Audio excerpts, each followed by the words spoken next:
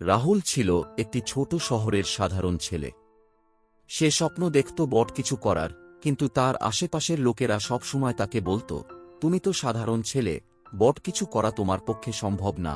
এসব কথা শুনে রাহুল মাঝে মাঝে মন খারাপ করত, কিন্তু সে কখনো হাল ছাড়ত না। একদিন শহরে একজন সফল ব্যবসায়ী আসেন। তার নাম ছিল মিস্টার সেন।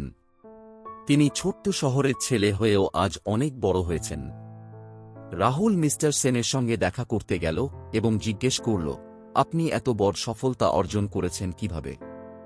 আমারও স্বপ্ন আছে, কিন্তু আমি জানি না কিভাবে শুরু করব। মিস্টার সেন হেসে বললেন, রাহুল, তোমার স্বপ্ন পূরণের জন্য প্রথমে তোমার নিজের উপর বিশ্বাস রাখতে হবে।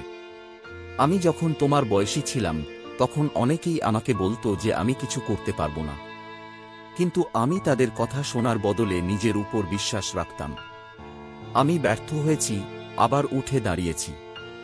সফল হতে হলে চেষ্টা করতে হবে বারবার।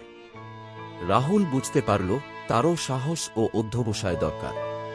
সে সিদ্ধান্ত নিল, জীবনে যত সমস্যাই আসুক না কেন, সে হাল ছাড়বে না। পরিশ্রম, অধ্যবসায় এবং নিজের উপর বিশ্বাস রেখে সে তার লক্ষ্য অর্জনের জন্য লেগে থাকবে। এরপর রাহুল কঠোর পরিশ্রম শুরু করল। প্রথমে ছোট ছোট লক্ষ্য স্থির করে সেগুলো পূরণ করতে লাগল। ধীরে ধীরে তার স্বপ্ন পূরণ হতে শুরু করল। সে আজ সফল, কারণ সে কখনো নিজের উপর থেকে বিশ্বাস হারায়নি।